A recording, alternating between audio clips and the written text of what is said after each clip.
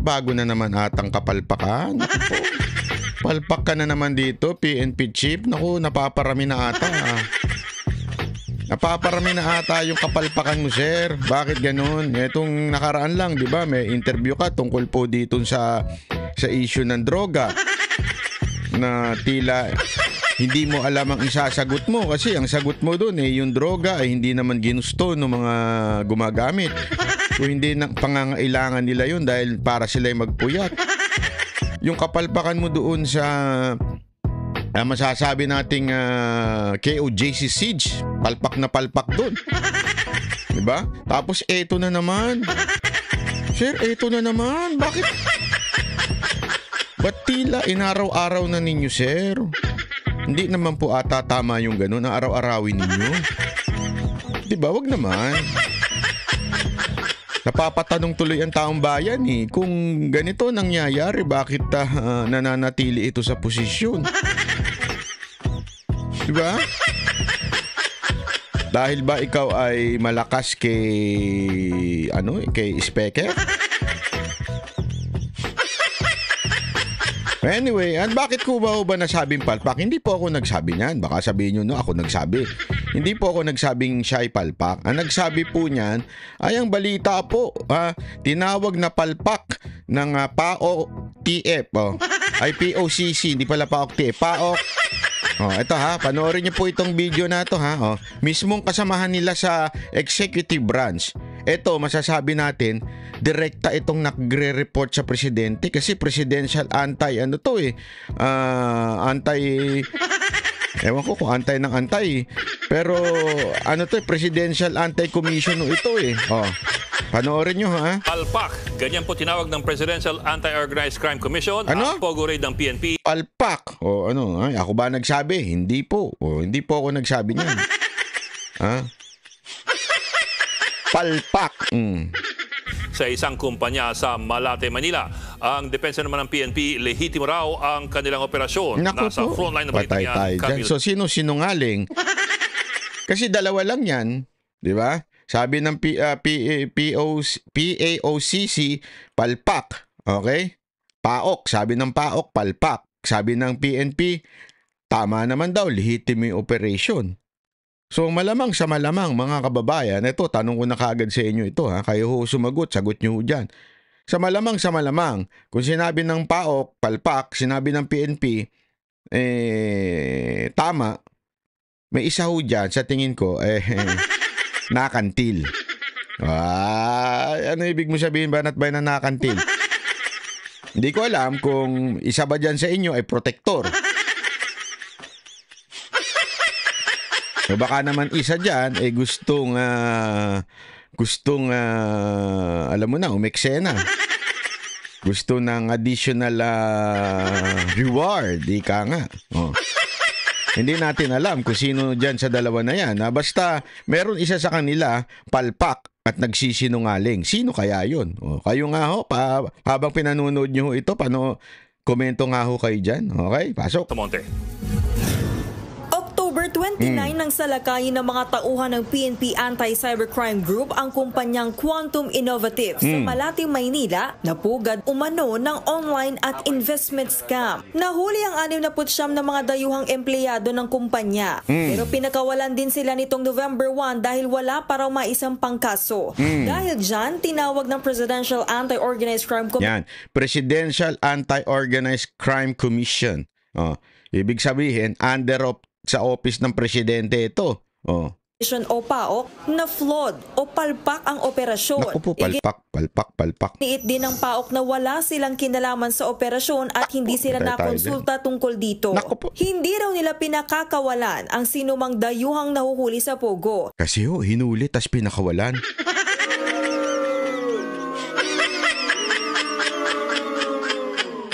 Alam mo, pag pinasok talaga yung mga ganyan, naaalala ko tuloy yung mga hulidap. Alam mo yung mga hulidap. Hindi ko naman sinasabing yun ang ginawa ng PNP dito. Pero naalala ko lang yung mga hulidap. Alam niyo yung hulidap, huhulihin. Tapos, alam mo na, ano, gusto mo maayos yan? Madali lang yun. Dali lang yun. Hulid up, di ba? Alam na natin yan. Nangyayari yan. Oh, kaya nga, di ko sinasabing gano'n na ginawa nila ha. Pero dito, pagkatapos i-raid, pagkatapos hulihin, pagkatapos, ewan ko kung pinusasan, pinakawalan din pala. Di rin daw nila kailanman sinabi na ang ni-raid na Pogo ang mother of all Pogos. Naku po. Umaalma May mother of all Pogos pa. May father din. May sugar baby of all Pogos. Ano ba talaga? Hindi, alam mo kasi lahat na lang yung sa Bamban, kung saan-saan. Basta may mahulihan sila, palalaki nila yung istorya, sasabihin nila, mother of all Pogos. Ito talaga ang pinakamataas. Para kasi masabi na, kita nyo na ha, yung pinaka-mastermind ng nahuli na, ginaganyan nila lahat. Lahat na lang ganun. Pwede ba yun? Mother of all Pogos dito, tapos meron din Pogos of all Pogos dun. So, ano ba talaga Hindi, alam mo yan ang problema sa inyo. Hindi, alam mo ganyan talaga pagka alam mo na, medyo may halong hindi lamang pagsiservisyo sa taong bayan, kung hindi may halong incentive, ika nga, magagawan talaga. Naman ang property management ng sinalakay na gusali. Vertex Technology Corporation daw ang kumpanyang nasa search warrant na ipinakita ng mga pulis at hindi Quantum Innovative. Noong 2023 pa raw umalis sa gusali ang Vertex. Reklamo pa ng pamunuan ng building, pinasok din ng mga pulis ang isa pang palapag na hindi naman sakop ng search warrant. Ginalaw rin daw ang anggulo ng ilang CCTV camera. Makikita rin ang data. Grabe yun ginalaw. Bakit mo gagalawin? Di ba sa mga pelikula lang yan yung ginagalaw yung CCTV? Unang-una, kaya nga may CCTV, may proof kung anong nangyari. Bakit ginagalaw? Naalala ko tuloy yung nangyari doon sa KOJC. Doon sa KOJC hindi ginagalaw. Hindi pinapapasok ang media. Diba? Hindi nila pinapapasok at pinahayaan. Kasi kung lihitimo naman yung operasyon. Diba? Lihitimo. Ibig sabihin ng lihitimo, legit. Diba? Pag legit at lahat ng galawan, legit. Bakit ka matatakot na may CCTV? Bakit ka natatakot na may media? Eto, ginalaw yung CCTV. PNP Chief Marbil Mga bata mo Ang lakas nyo mamuna sa iba, pero yung mga bata mo, nagkakalat din. Nako. Stamped October 30, 31 at November 1 sa mga CCTV footage. Naku po. Kahit isinagawa ang raid noong October 29. Binago pa. Naku po, patay tayo dyan. Talaga nga naman. May hocus-pocus na naganap dito. Binago pati date Kasi importante yan. Importante ang mga details na yan. Lalo na pagka sasampa ng... Hindi ko nga alam. Ewan ko. Ito pa. Isa pang naisip ko. Kayo rin kung ano ba naisip ninyo. Isa pang naisip ko dito. The tampering of evidence. Ika nga. Diba? Tampering of evidence or sabihin na natin mali yung pagpresenta ng ebidensya. Yan po kasi ang kadalasang nagiging dahilan ng pagka-dismiss ng kaso. Kaya marami dyan, sinasadya yan para ma-dismiss yung kaso. Diba? So kunwari, uhulihin lang, pahihirapan lang, para discomfort ng ilang mga, siyempre mga VIP din ng mga iba dyan, may mga bossing din dyan. Diba? Para magipit lang yung mga bossing, alam mo naman ng mga bossing niya, mayayaman yan Ha? Daming magagandang mansyon yan, tapos bigla silang ikukulong. Para sabihin ng mga nanghuli, gusto mo maayos to, madali naman yan, sus. Sasampa natin yan sa husgado, sa piskal, pasa natin yan. Pero, kita mo to, ginalaw-galaw namin So, lusot kayo dito, wala kayong problema dito. Hindi kasi alam mo, sorry po pero sindikato na po kasi yung mga ganyang galawan 'di ba? So hindi natin alam kung ganyan ang ginawa diyan. Hindi natin masabi pa sa ngayon Pero ang sigurado tayo meron. Kaya nga pumiyok itong PAOK Bakit? Kasi pambihirang kalabaw to, may press release na sila daw yung nag-raid. Hindi ko nga alam kung saan bakit nag-press release ng ganun. So ibig sabihin, meron talagang nasa likod nitong raid na ito. Ibig sabihin, maaari na para pagka nagkabulilyaso, ang sisihin ng publiko ay ang PAOK. Tama, mali? So, kaya nila, meron silang CCTV at meron silang press release na PAOK ang gumawa nitong raid na to. Yan ngayon ang itinatanggi ng PAOK. The fear is what if they can do this, arrest people and in this building and detain them for over 48 hours only to release them, then parang medyo shaky kung ano yung magiging ground nila for arresting other people. Naku po, nasabi mo na. Nasabi mo, madam. No. Yan ang nangyayari, di ba? Alam na ho natin yan, ginagamit yan ng PNP. Yung kita mo, mantakin mo, private company. Mali yung nasa mga warrant nila. Ayan na naman po tayo eh. Nangyari na to eh. Yung mga warrant medyo may problema eh. Eto, may problema dun sa warrant kasi hindi na yun yung kumpanya. Iba na yung kumpanya. So sa madaling salita, nag-grade ng ibang kumpanya. Ang labo naman oh. Nag-grade ng ibang kumpanya ang PNP. Yari tayo dito. Depensa naman ng PNP, lehitimo ang kanilang operasyon. Ito na naman. Always make their claims po. Kakapatan po nila yan. If they would like to question po the validity and basis po ng police operation po, they are not precluded from doing so po. But on the part of the PNP, they are standing by their police operation. May mga dokumento raw silang magpapatunay na ang Quantum Innovative pa rin ang umuupa sa sinalakay na opisina. Lumalabas po na nagpalit lamang po ng pangalan ng Quantum Solution po. At ito po ay concerning po sa violation po ng Securities Regulation Code. Sa ulat naman ng PhilStar na nawagan si PAOK spokesperson Winston Casio kay NCRPO Director Major General Sidney Hernia na wag nang idawit ang PAOK sa naturang raid. Hit naman ni Hernia, ang PNP Anti-Cybercrime Group lang naman talaga ang kasama sa operasyon at hindi ang PAOK. Nakatuon daw ang raid sa cyber warrant para labanan ang cybercriminal activities at hindi sa human trafficking. Ba't di kaya kayo mag-group chat, no? Mag-usap. Hindi, magkaiba sila na sinasabi. Itong PAOK, iba sinasabi.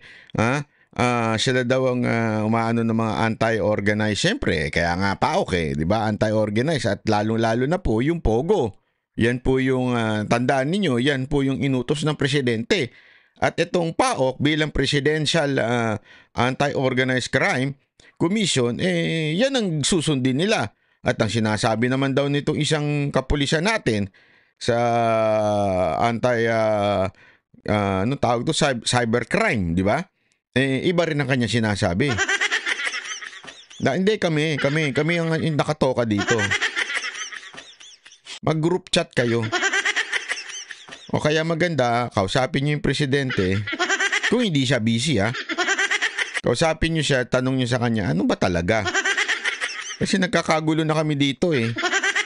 Sa ngayon, inihahanda na ng PNP ang mga isasampang kaso laban sa mga empleyado ng Quantum Innovative. Nagbabalita mula sa Frontline, Camille Samonte, News 5. Ay, nako po, matindi. Ito yung sinasabi nating meron talagang matalinghaga pagdating. Meron pa ho itong dagdag, baka kala ninyo Sandali, hindi pa ho tapos ito. Meron pa hong dagdag na or informasyon dito patungkol ho dito sa issue na to kasi nagsasalita pa kanina in-interview yung PAOK chief. At talagang pinabulaanan niya, sinasabi niya, pinapaliwanag niya na mali talaga yung ginawa. Hindi kasi again, hindi naman po natin sinasabing si PNP Chief Marbil na kaga ng palpak. Okay, siya ang sablay. Pero ngunit datapot subalit, ito ang tanong dito. Bakit kaya itong PAOK biglang nagsasalita, pumipiyok agad? Posible kaya? Posible, ako nagtatanong lang naman po ako Posible kaya na ayoko ng tanong. Mahirap. Pero sige, tanong na natin tayo si Banat ba Posible kaya na itong PAOK TF ay merong ilang pinapaburang kumpanya at ang kanilang inaanulaang ay yung mga kalaban nung kaibigan nilang kumpanya? Posible kaya yon? Kakumpetensya nung kumpanya na yun? Kaya nung hindi dumaan sa kanila, nagpipiyok, nagagalit, at parang sinasabi, hindi kami kasama dyan, bakit nyo kasi baka napagalitan. Di natin alam. Kaya nga ako nagtatanong, baka napagalitan ng boss, sabi, bakit mo kami ni-raid? Di ba meron na tayong Di ba?